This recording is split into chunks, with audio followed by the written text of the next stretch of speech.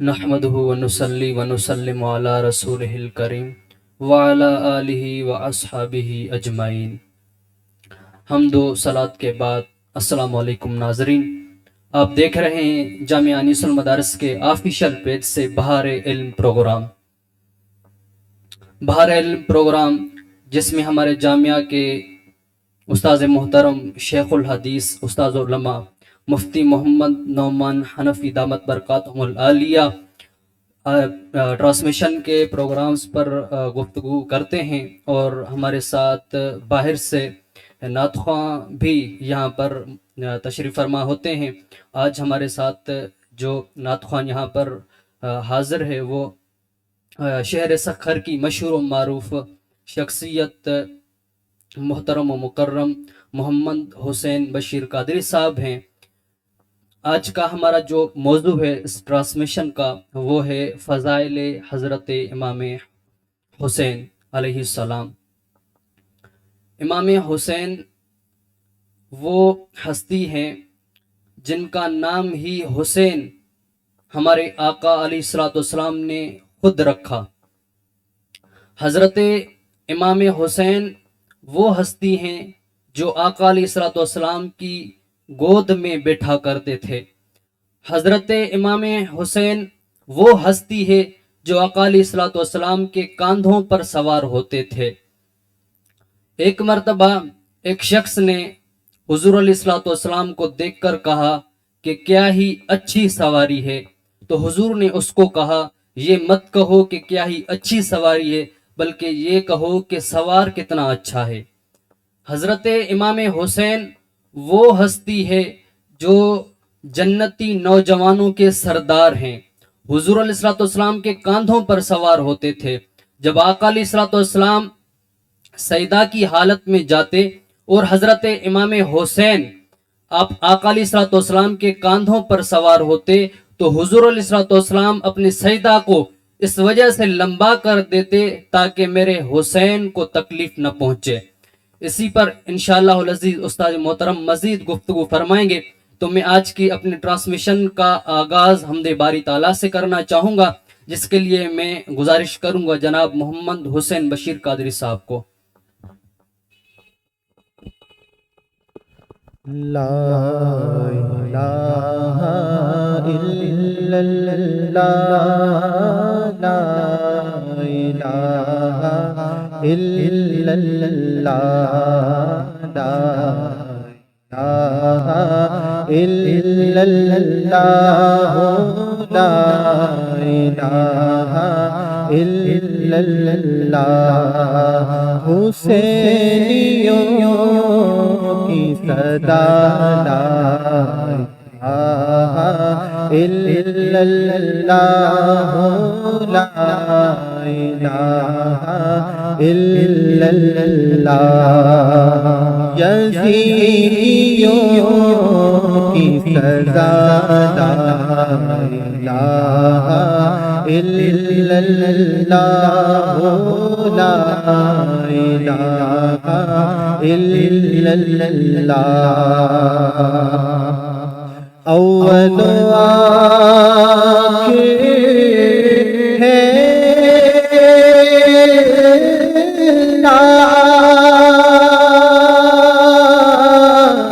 ظاہر باطن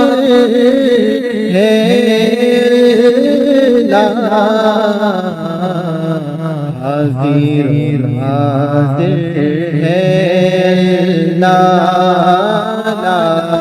الہ الا اللہ، لا الہ الا اللہ، لا الہ الا اللہ۔ کسی نے پوچھا کہ جنت کی کوئی قیمت ہے، تو مصطفیٰ نے کہا لا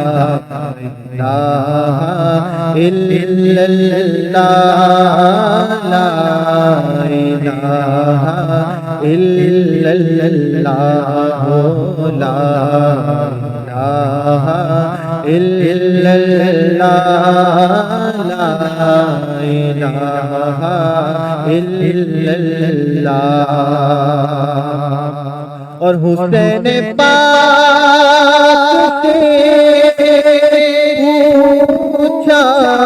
کہ کچھ بچاتی ہے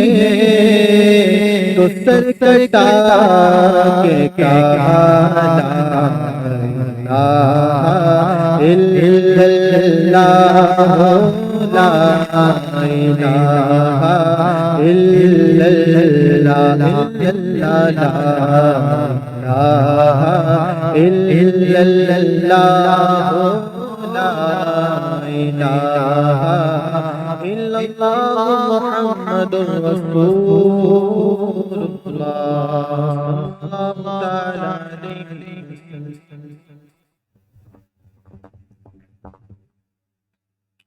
ماشاءاللہ، سبحان اللہ۔ ہمارے آج کے ٹرانسمیشن کا آغاز حمد باری تعالیٰ سے ہو چکا ہے، تو میں اب نعت رسول مقبول صلی اللہ علیہ وسلم کے لیے پڑھنے کے لیے گزارش کروں گا جناب محمد حسین بشیر قادری صاحب سے کہ وہ ہماری ٹرانسمیشن میں سامعین کو نعت رسول مقبول صلی اللہ علیہ وسلم سنائیں۔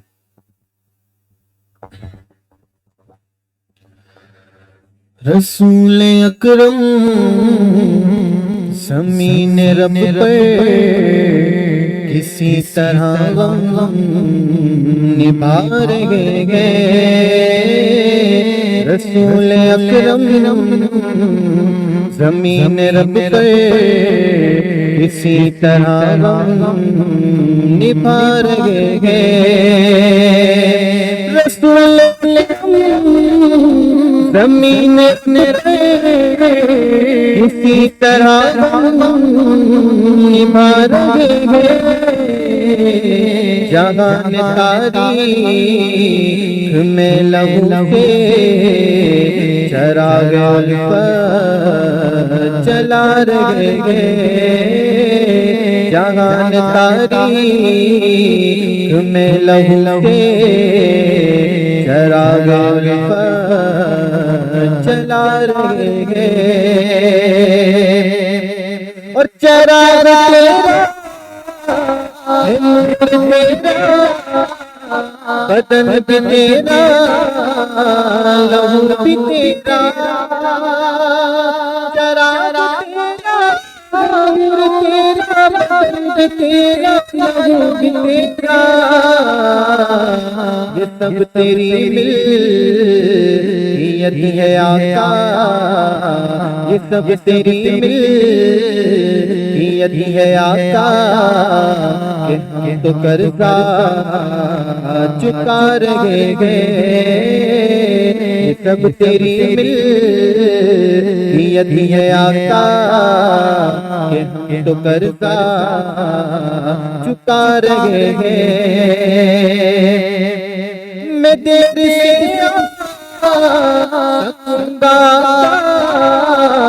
گناہ کی گٹریاں لگی ہیں، میں دیر سے سکوں گا گناہ کی گٹریاں لگی ہیں۔ بس تیری رحمت کے آسرے پہ قدم قدم بڑھتے جا رہے ہیں۔ تیری رحمت کے آسرے پر قدم قدم بڑھتے جا رہے ہیں۔ اور جناب بھی کہہ رہے ہیں مدد کسی اور در سے مانگو، جناب کہہ رہے ہیں مدد کسی اور در سے مانگو۔ کلیم و عیسیٰ بھی میرے آقا تمہاری جانب ہی آ رہے ہیں کلیم و عیسیٰ میرے آقا تمہاری جانب ہی آ رہے ہیں اور میں سب سنائیوں چکاتا کہ غوث اعظم پکار اٹھے میں سب سنائیوں چکاتا پکار اٹھے کہ میرے نانا میرے مریدوں وہ جان کب کے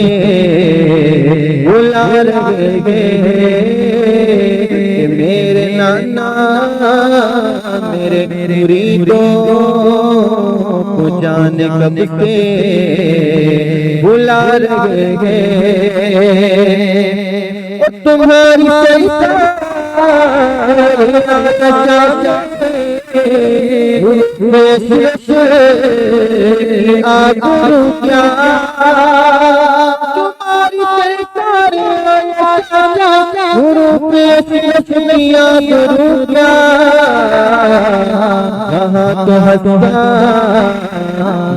دکھا ہے عذاب نب میں سنا رہے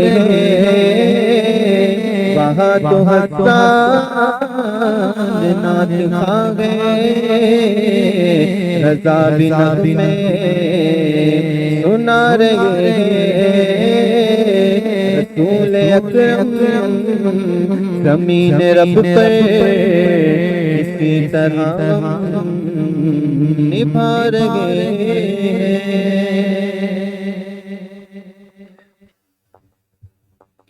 ماشاءاللہ سبحان اللہ. آپ نعت رسول مقبول صلی اللہ علیہ وسلم سماعت کر رہے تھے. بہت ہی پیارے انداز میں اور بہترین آواز میں محمد حسین بشیر قادری صاحب نعت رسول مقبول صلی اللہ علیہ وسلم ہمیں سنا رہے تھے. حضرات سامعین، حضور علیہ السلام نے ارشاد فرمایا حسین منی و انا من الحسین، حسین مجھ سے ہے اور میں حسین سے ہوں. دوسری جگہ پر میرے آقا علیہ السلام نے ارشاد فرمایا جس شخص نے حضرت امام حسین سے بغض رکھا گویا اس نے مجھ سے بغض رکھا، اور جس شخص نے حسین سے محبت رکھی گویا اس نے مجھ مصطفیٰ سے محبت رکھی. آپ حضرت امام حسین عالی مقام کا مقام، ان کا مرتبہ اور ان کے فضائل کا اندازہ اس بات سے لگا سکتے ہیں کہ حضور علیہ السلام نے حضرت امام حسین کے ساتھ محبت کرنا گویا اپنے ساتھ محبت کرنا قرار دے دیا، اور حضور علیہ السلام نے حضرت امام حسین کے ساتھ بغض رکھنے کو اپنا بغض، اپنے ساتھ بغض رکھنا قرار دے دیا. تو اس بات سے اندازہ لگایا جا سکتا ہے. ایک دوسری حدیث میں حضور علیہ السلام نے ارشاد فرمایا میرے حسن اور میرے حسین جنتی نوجوانوں کے سردار ہوں گے. اتنا مقام، اتنی فضیلت حضور علیہ السلام نے جس ہستی کو، جن ہستیوں کو ساری امت کے نوجوانوں کا سردار قرار دے دیا، تو بتائیں پھر اس ہستی کا، اس پیاری شخصیت کا اللہ تبارک و تعالیٰ کی بارگاہ میں کتنا مقام ہوگا، کتنا مرتبہ ہوگا. تو میں فضائل امام حسین پر مزید گفتگو کرنے کے لیے حضرت استاذ العلماء شیخ الحدیث جامعہ انیس المدارس استاذی و استاد محترم حضرت مفتی محمد نعمان حنفی دامت برکاتہم العالیہ سے گزارش کروں گا کہ استاد محترم اس موضوع پر مزید لب کشائی فرمائیں. اعوذ باللہ من الشیطان الرجیم، بسم اللہ الرحمن الرحیم. انما یرید اللہ لیذہب عنکم الرجس اہل البیت ویطہرکم تطہیرا. آمنت باللہ صدق اللہ العلی العظیم. ذی قدر حاضرین و ناظرین، آپ نے سماعت کیا کہ آج کی ہماری اس نشریات کا موضوع اور عنوان ہے سید الشہداء سیدنا امام حسین رضی اللہ تعالی عنہ کے فضائل و مناقب۔ سید الشہداء سیدنا امام حسین رضی اللہ تعالی عنہ مولا کائنات مولا علی رضی اللہ تعالی عنہ کے لخت جگر، خاتون جنت سیدہ طیبہ فاطمہ زہرا رضی اللہ تعالی عنہا کے لخت جگر اور نور نظر اور راکب دوش مصطفیٰ سیدنا امام حسن رضی اللہ تعالی عنہ کے چھوٹے اور لاڈلے بھائی ہیں۔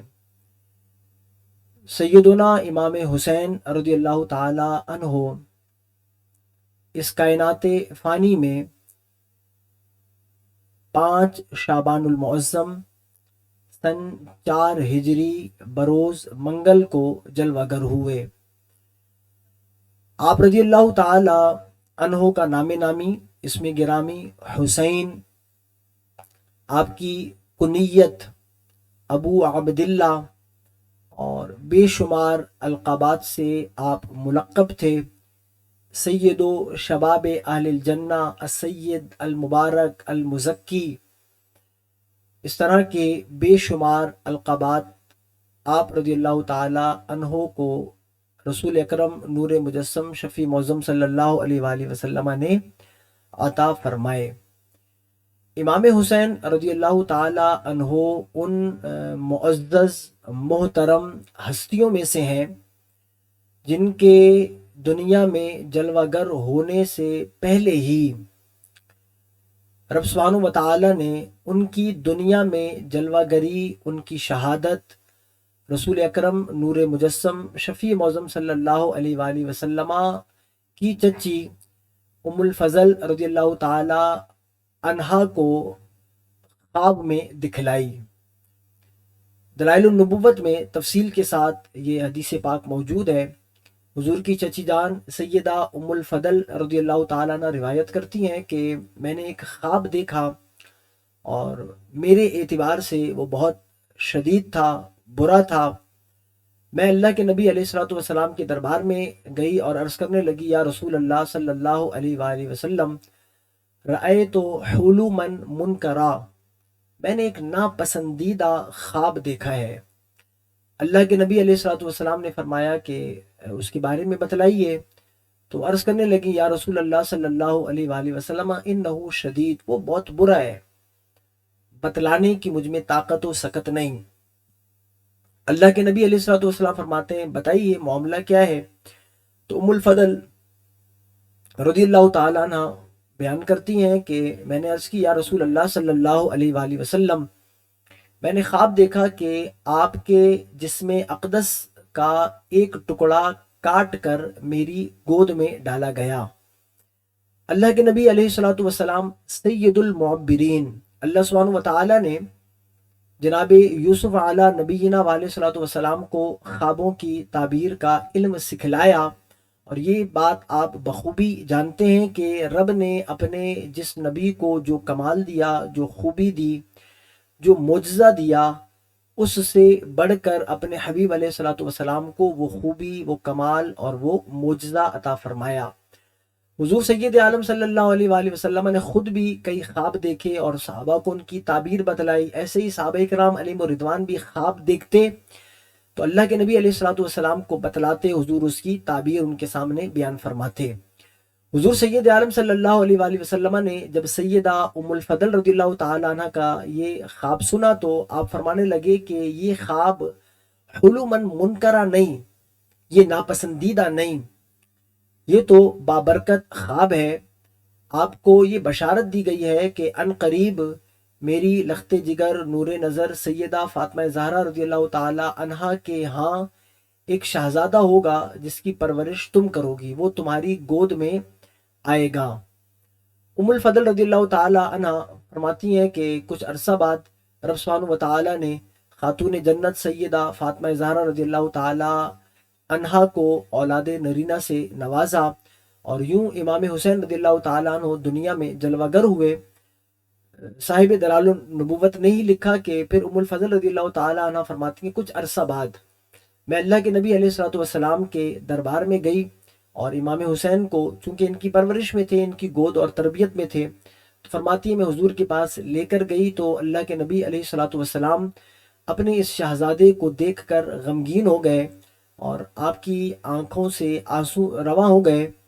تو ام الفضل رضی اللہ تعالیٰ عنہ فرماتی ہیں کہ میں نے عرض کیا رسول اللہ صلی اللہ علیہ وآلہ وسلم، یہ آپ کے شہزادے ہیں، آپ کے لخت جگر نور نظر ہیں، آپ انہیں دیکھ کر غمگین ہو گئے، اشک بار ہو گئے، وجہ کیا؟ تو حضور سید عالم صلی اللہ علیہ وآلہ وسلم نے فرمایا کہ جبریل امین آئے تھے اور انہوں نے عرض کی کہ یا رسول اللہ صلی اللہ علیہ وآلہ وسلم، ان قریب آپ کی امت آپ کے اس بیٹے کو شہید کر دے گی،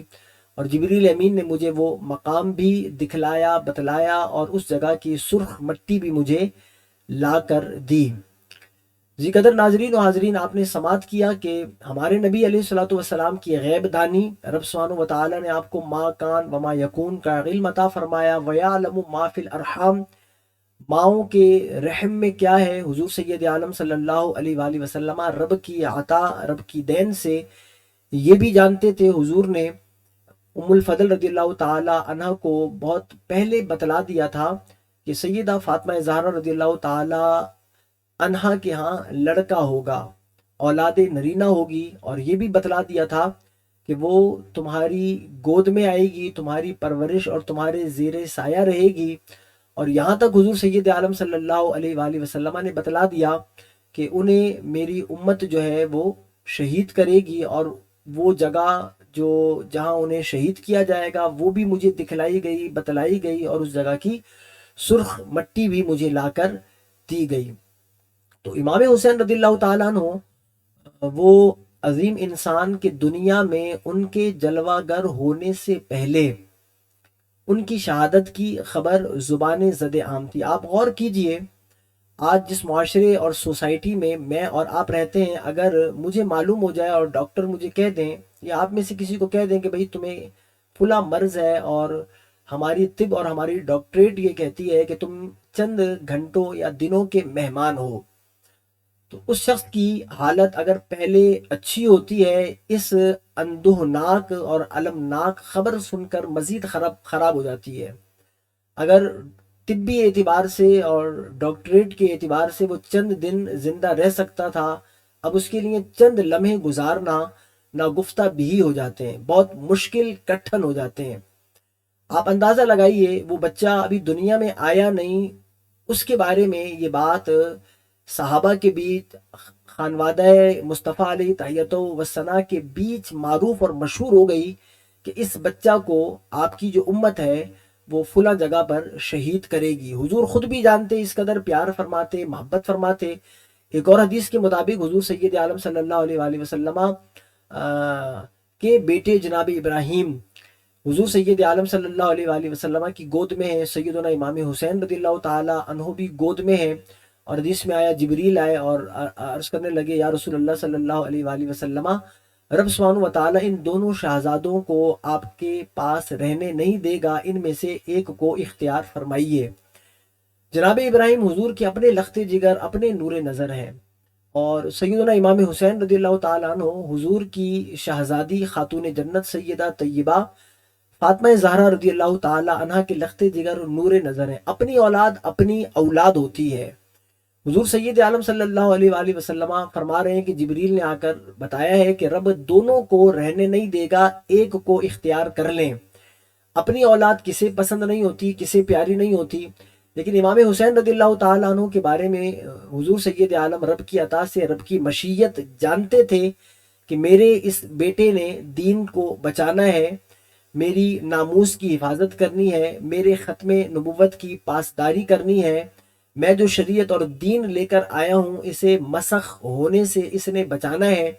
اس لیے اللہ کے نبی علیہ الصلوۃ والسلام نے اپنی سگی، اپنی حقیقی اولاد سے جدائی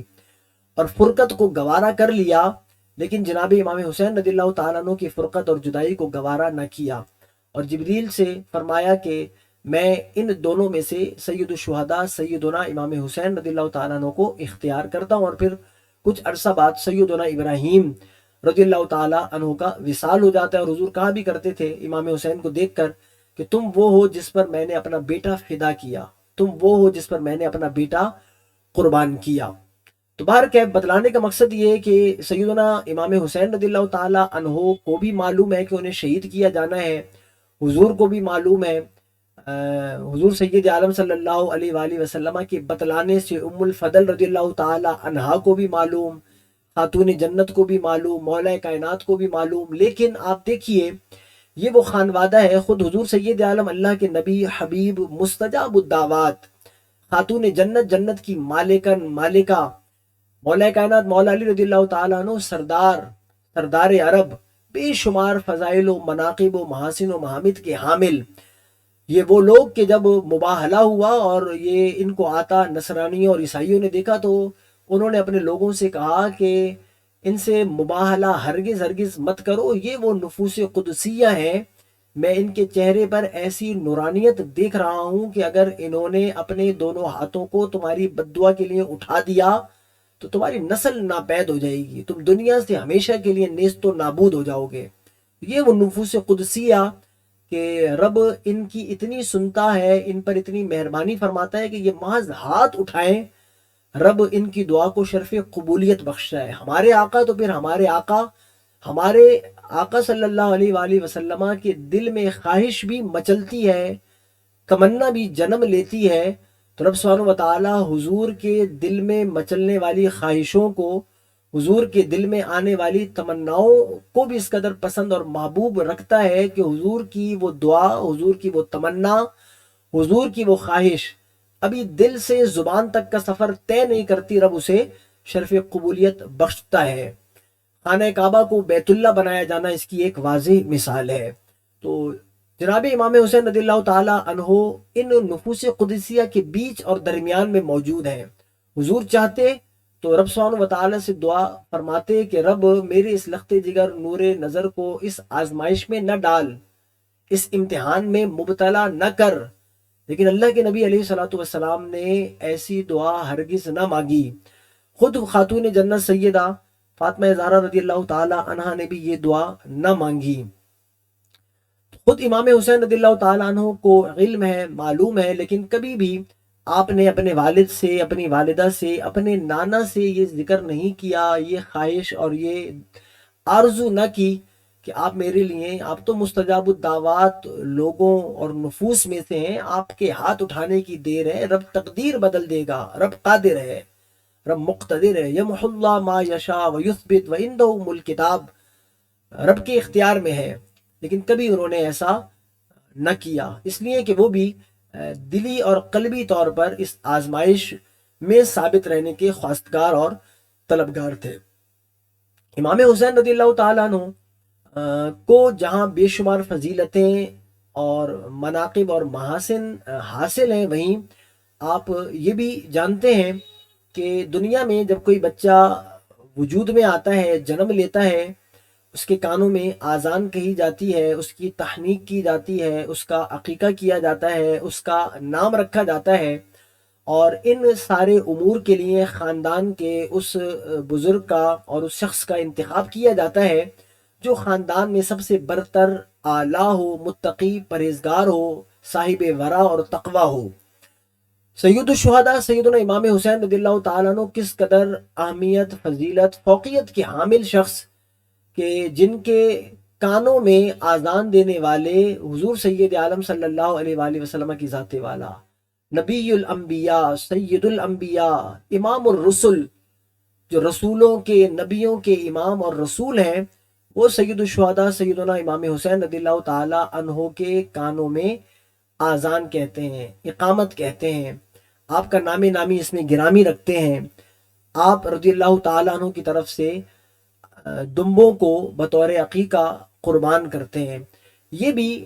سید الشہداء سیدنا امام حسین رضی اللہ تعالیٰ عنہ کی فضیلتوں میں سے ایک بہت بڑی فضیلت ہے کہ ان کا نام حضور نے رکھا،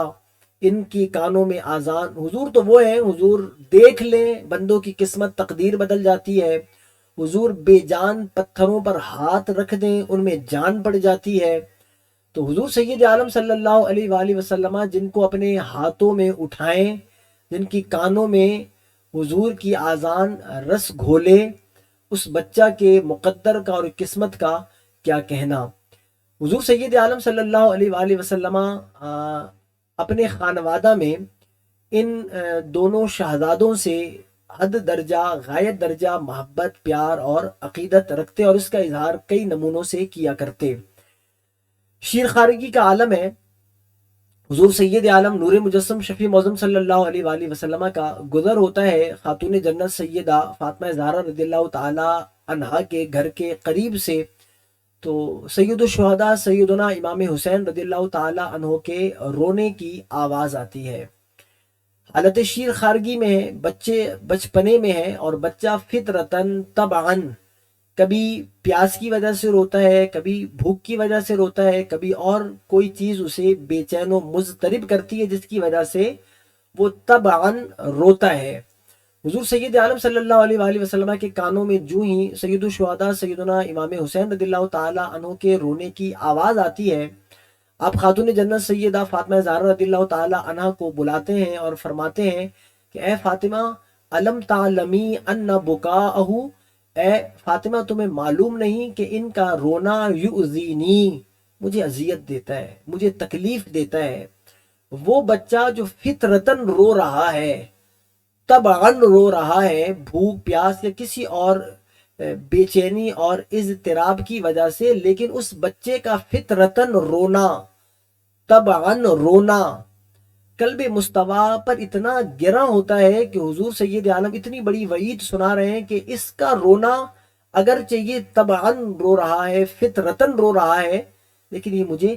اذیت دے رہا ہے، مجھے تکلیف ہوتی ہے اس کے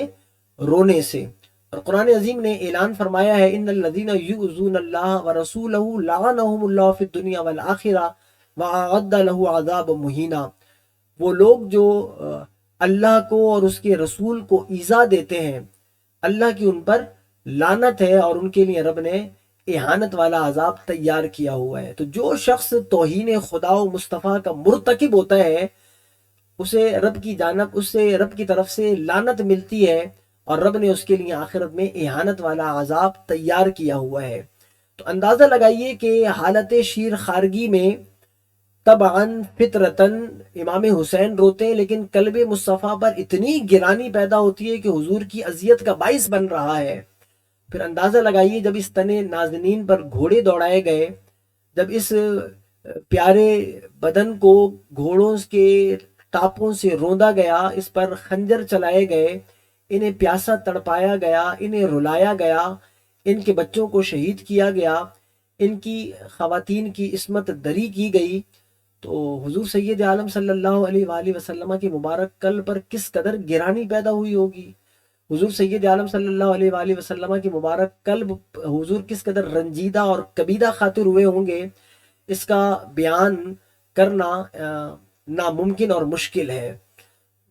کیونکہ حضور ان کی طبی طور پر، فطری طور پر ان کے رونے کو ناپسند کرتے ہیں اور حضور کو ٹھیس پہنچتی ہے، تکلیف پہنچتی ہے. تو حقیقتاً انہیں رلایا جائے، حقیقتاً انہیں تکلیف جائے، اذیت دی جائے، ستایا جائے، تو حضور کو یہ کبھی برداشت نہ ہوگی. آپ نے قرآن سن لیا، جو حضور کو ایذا دے، حضور کو تکلیف کا باعث بنے، اس کا ٹھکانہ جہنم، وہ ملعون، اور رب نے اس کے لیے آخرت میں توہین والا عذاب تیار کیا ہوا. اور پھر یہ بھی جان لیجئے حضور تو فرما رہے حسین منی وانا من حسین، مجھ سے ہیں حسین اور میں ان سے ہوں. اور اس کا مطلب ہمارے علماء نے یہی لکھا کہ مطلب یہ کہ ان کی رضا، حضور نے فرمایا میری رضا، ان کی ناراضگی میری ناراضگی، جو جو چیزیں ان کو پسند وہ چیزیں مجھے پسند، جو جو چیزیں ان کو ناراض کریں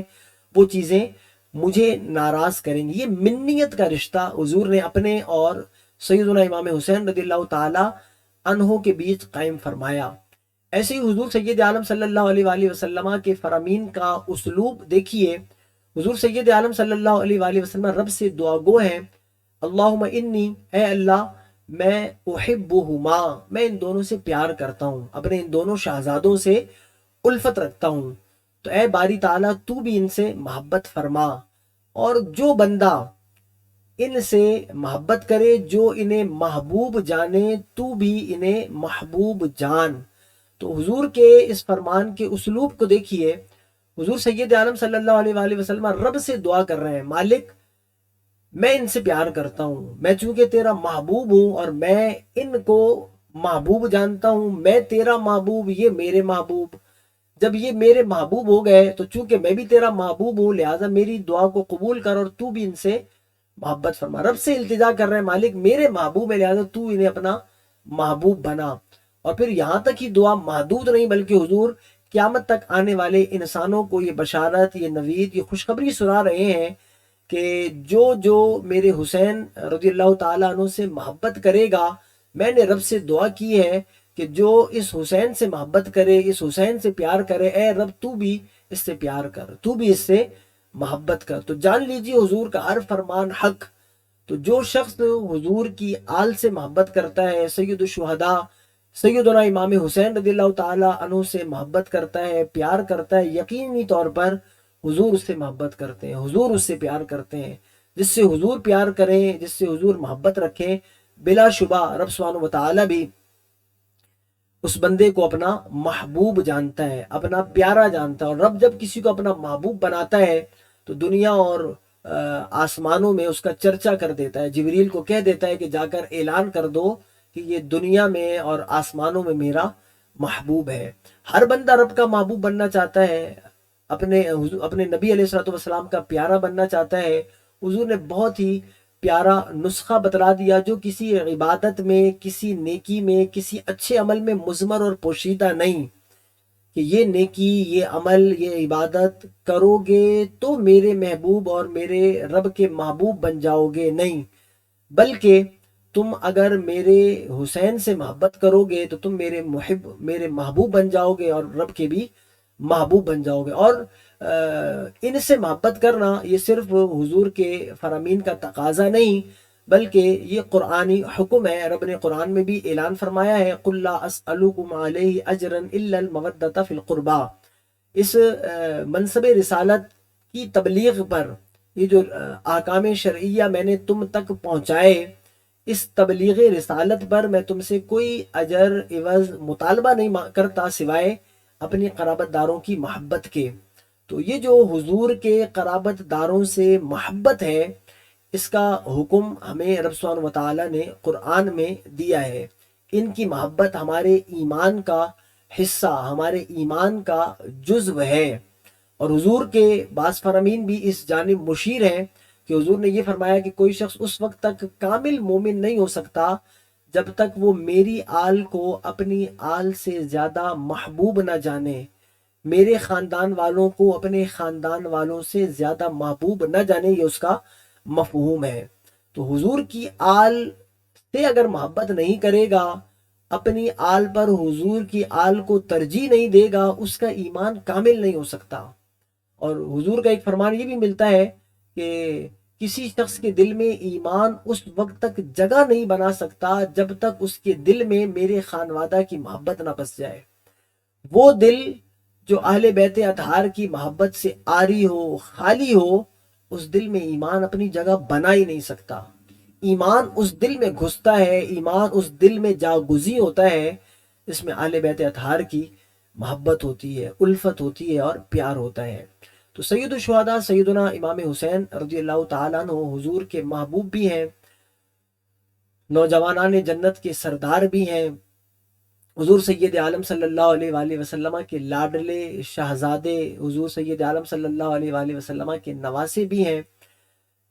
ہر اعتبار سے فضائل کے، خصائل کے، خوبیوں کے حامل شخص ہیں۔ اس ماہ محترم میں حضور کے اس پیارے لاڈلے شہزادے کو صرف اس خاطر شہید کیا گیا کہ انہوں نے دین کو بچانے کی بات کی، صرف اس لیے انہیں رستہ سے ہٹایا گیا کہ وہ اپنے نانا کے دین کی بقا کو چاہتے تھے، وہ حضور سید عالم صلی اللہ علیہ وآلہ وسلم کی ناموس کی حفاظت چاہتے تھے، وہ ختم نبوت صلی اللہ علیہ وآلہ وسلم کی پاسداری اور پہرےداری چاہتے تھے، وہ احکام شرع کو ان کی اصل پر رکھنا چاہتے تھے، اور یہ لوگوں کو گوارا نہ تھا، اور انہوں نے جس بے دردی کے ساتھ حضور کے اس خانوادہ کو شہید کیا، تاریخ نے ایسی مثال نہ اس واقعہ سے پہلے دی ہے اور نہ اس واقعہ کے بعد دے سکتی ہے۔ وہ المناک اور دردناک واقعہ کوئی شخص کتنا ہی سخت دل کیوں نہ ہو، کتنا ہی اس کے دل میں قساوت کیوں نہ ہو، جب وہ اس واقعہ کو سنتا ہے تو اس کی آنکھیں نمدیدہ ہو جاتی ہیں، اس کی آنکھیں آبدیدہ ہو جاتی ہیں، اور اس کی آنکھوں سے اشک رواں ہو جاتے ہیں کہ جس بے دردی سے حضور سید عالم صلی اللہ علیہ وآلہ وسلم کے اس خانوادہ کو شہید کیا گیا۔ اندازہ آپ لگا سکتے ہیں، حضور جنہیں کہیں ہما ریحان عطایا، یہ میرے جنتی پھول، حضور جس گلے کو چومیں، حضور جس بدن کو سونگھیں، اس گلے پر خنجر چلایا جا رہا ہے، اس تن نازنین کو روندا جا رہا ہے، نہ جانے کیسے کیسے تیر، نیزے، بھالے اس جسم سے آر پار کیے جا رہے ہیں، اور کہلانے والے بھی اپنے آپ کو حضور کا امتی اور مسلمان ہیں، اور انہیں پرواہ نہیں کہ ہم یہ کس کے ساتھ ناروا سلوک کر رہے ہیں۔ رب سبحانہ و تعالی سید الشہداء سیدنا امام حسین رضی اللہ تعالی عنہ اور آپ کے ساتھ جتنے رفقا اس میدان کربلا میں شہید ہوئے، رب ان تمام کی قربانیوں کو اور ان کی محنتوں کو اپنی بارگاہ میں قبول فرمائے۔ جن مقاصد کے حصول کے لیے انہیں قربانیاں دیں، ان مقاصد کو بار آور فرمایا۔ ہمیں بھی یہ توفیق دے کہ جس طرح وہ باطل کے سامنے جھکے نہیں، ڈٹے رہے، ہمیں بھی باطل کے سامنے نہ جھکنے کی اور ڈٹے رہنے کی توفیق عطا فرما، اور جب جب دین پر آنچ آئے، جیسے انہوں نے دین کا دفاع کیا، ہمیں بھی اسی طرح دین کا دفاع کرنے کی توفیق عطا فرمائے۔ اس ماہ مبارکہ میں ان سارے شہداء کے لیے کثرت کے ساتھ ایصال ثواب کرنے کی توفیق عطا فرمائے۔ وآخر دعوانا ان الحمدللہ رب العالمین۔ ماشاءاللہ، سبحان اللہ۔ آپ سماعت کر رہے تھے استاذ محترم سے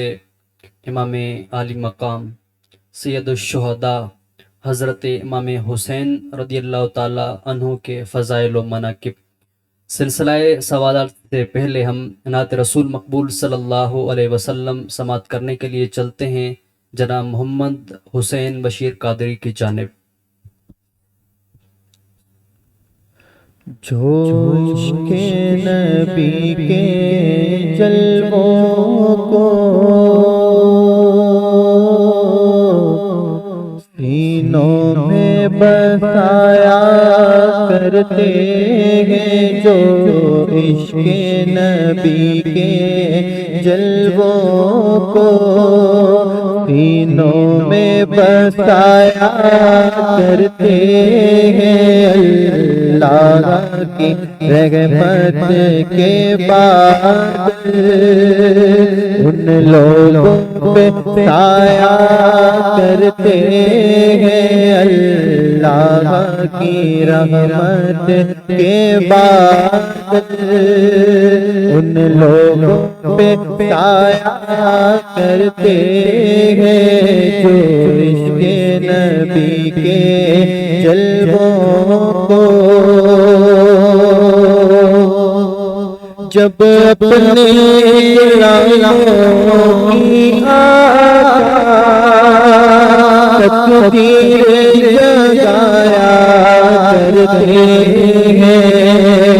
جب اپنے غلاموں کی اپنے غلاموں کی تقدیر جگایا کرتے ہیں،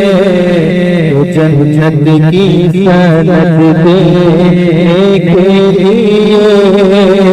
روزے پہ بلایا کرتے ہیں، جنت کی سند دینے کے لیے روزے پہ بلایا کرتے ہیں، اللہ کی رحمت کے بعد مخلوق کی بڑی ہے، خالق کی پیارا جاتا ہے، مخلوق بگڑی پڑتی خالق کو بھی پیارا جاتا ہے جب تیرے دعا محبوب خدا ہاتھوں کو اٹھایا کرتے ہیں جب تیرے دعا محبوب خدا ہاتھوں کو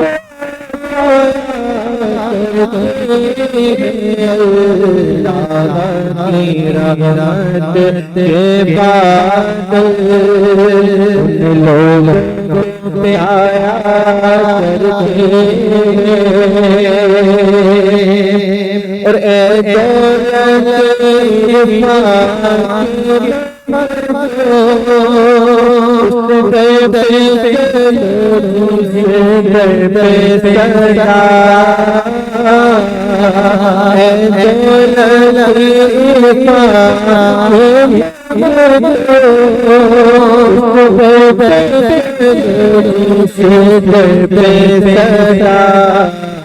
دن رات خزانے رحمت کے سرکار لایا کرتے دن رات خزانے رحمت کے سرکار لایا کرتے ہیں شکر ہمارا اور قسمت پر محفل میں رسول اکرم کی ہم نعت سنایا کرتے ہیں محفل میں رسول اکرم کی ہم نعت سنایا کرتے ہیں اللہ کی رحمت کے بعد لوگوں پہ آیا کرتے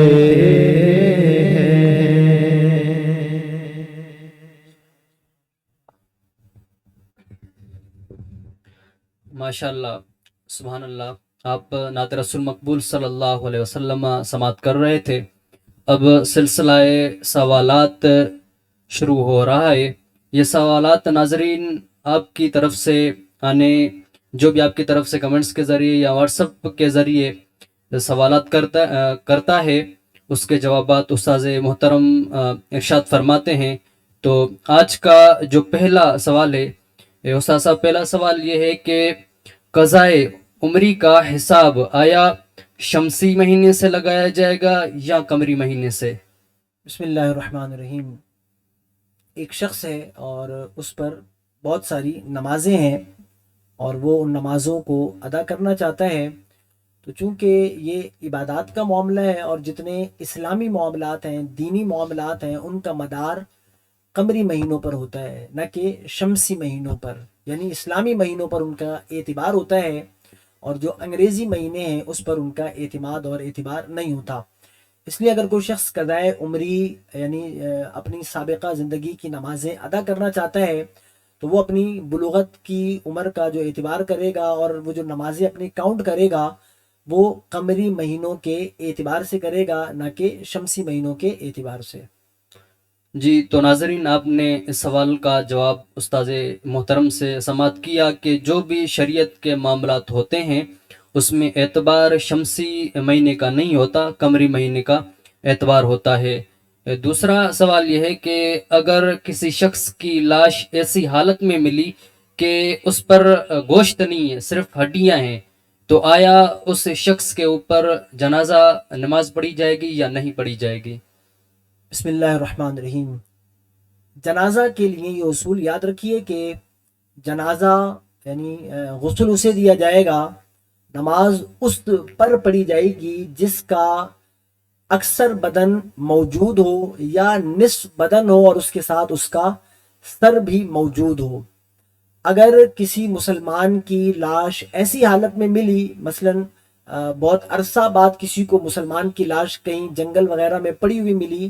یا نعوذ باللہ معاذ اللہ اللہ کی بنا کسی نے مسلمان کو جلا دیا اور اس کا گوشت وغیرہ جل گیا اور صرف ہڈیاں ملیں، تو چونکہ جو قاعدہ شریعت ہے وہ یہی ہے کہ بدن کا اکثر حصہ جسم موجود ہو، ہڈیاں نہیں، گوشت سمیت جو جسم ہوتا ہے اس پر لفظ جسم کا اطلاق ہوتا ہے۔ تو اگر صرف ہڈیاں ملی تو اب نہ اس پر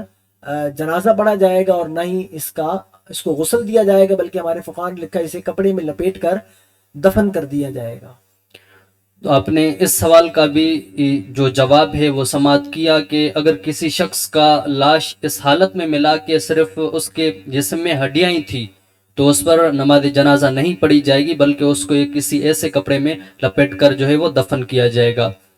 تیسرا استاد محترم سوال یہ ہے کہ جس مسجد میں ظہر کی نماز نہیں ہوتی، یہ اکثر ہوتا ہے ہمارے علاقوں میں بھی، گاؤں گوٹھوں میں بھی، کہ کئی ایسی جگہ ہوتی ہیں جہاں پر 5 وقت کی نماز نہیں ہوتی لیکن وہاں پر جمعہ ہوتا ہے، تو آیا اس جگہ پر جہاں پر مثلا ظہر کی نماز نہ ہوتی ہے تو ان جگہوں پر جمعہ قائم ہو سکتا ہے یا نہیں ہو سکتا ہے؟ بسم اللہ الرحمن الرحیم۔ صحت جمعہ کے لیے مسجد کا ہونا شرط نہیں۔ آپ دیکھتے ہیں پہلے ازمنہ، پہلے ادوار میں بھی جو جمعہ کا قیام ہوتا تھا وہ بڑے بڑے میدانوں میں ہوا کرتا تھا، تو جمعہ کے لیے مسجد ہونا اور یوں ہی اس جگہ 5 وقتہ نمازوں کا ہونا یہ جمعہ کی صحت کے لیے شرط نہیں، جمعہ کے صحیح ہونے کے لیے ضروری نہیں۔ جمعہ کی صحت کے لیے اتنا ضروری ہے عام مفہوم کے اعتبار سے کہ اتنا بڑا علاقہ ہو، شہر ہو، گاؤں ہو، جس میں روز مرہ کی تمامی ضروریات پائی جاتی ہو بآسانی، یہ صحت جمعہ کے لیے آسان لفظوں میں ضروری ہے۔ تو 5 وقتہ نمازوں کا ہونا، مسجد کا ہونا یہ جمعہ کی صحت کے لیے ضروری نہیں۔ لہٰذا کوئی ایسی جگہ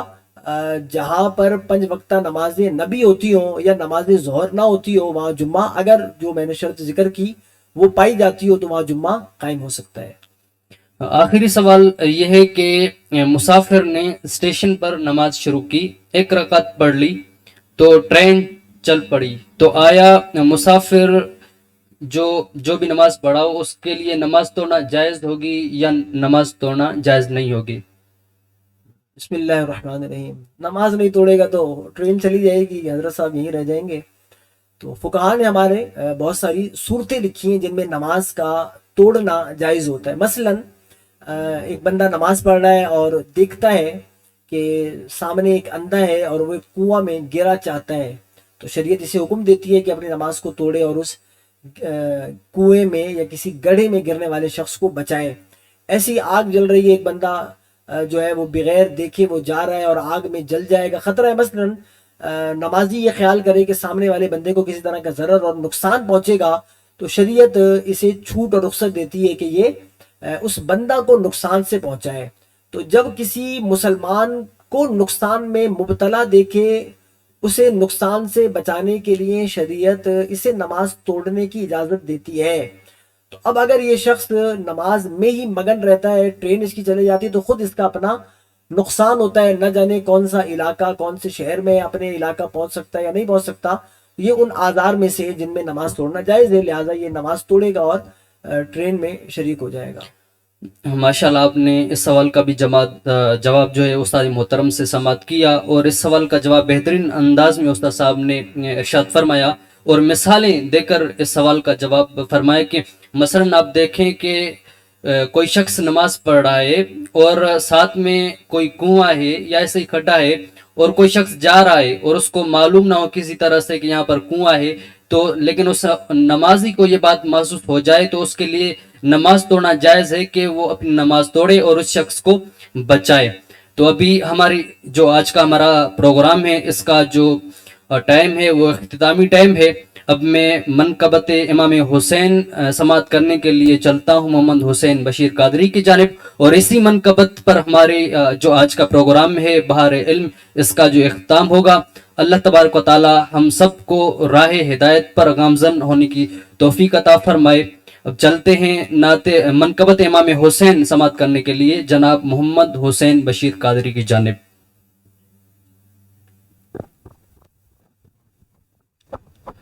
میرا بادشاہ ہے، میرا بادشاہ ہے، میرا بادشاہ ہے، امام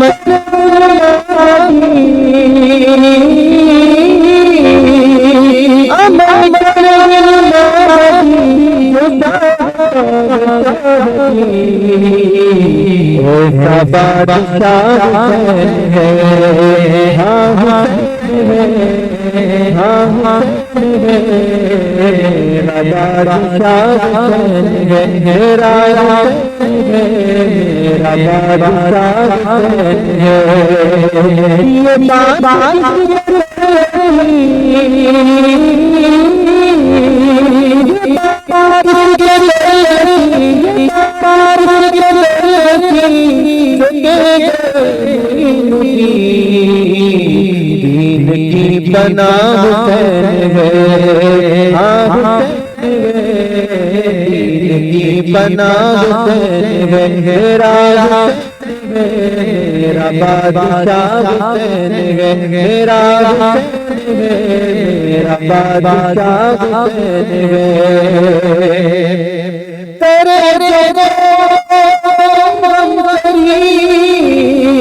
کسی کی کیا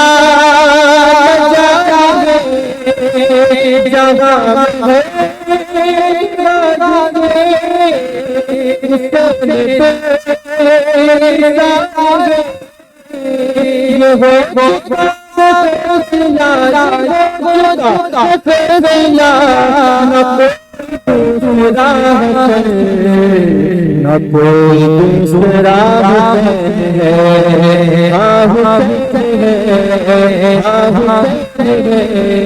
میرا بادشاہ حسین ہے، میرا بادشاہ حسین ہے، میرا بادشاہ حسین ہے، حسنا یا حسین، حسنا یا حسین، حسنا یا حسین، میرے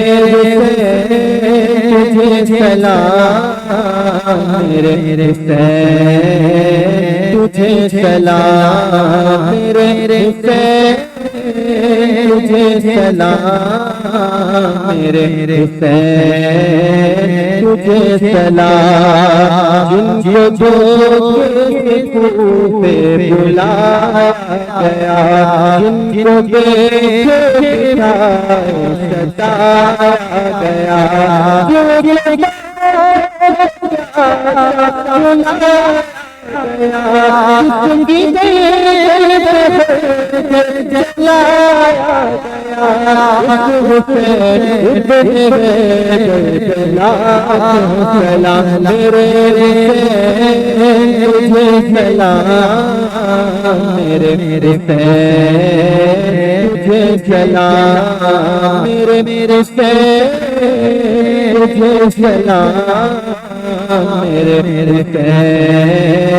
تجھے سلام، کر لیا جشن شہادت کا جام، اس حسین سلام، کر لیا جشن شہادت کا جام، لیکن اللہ اپنے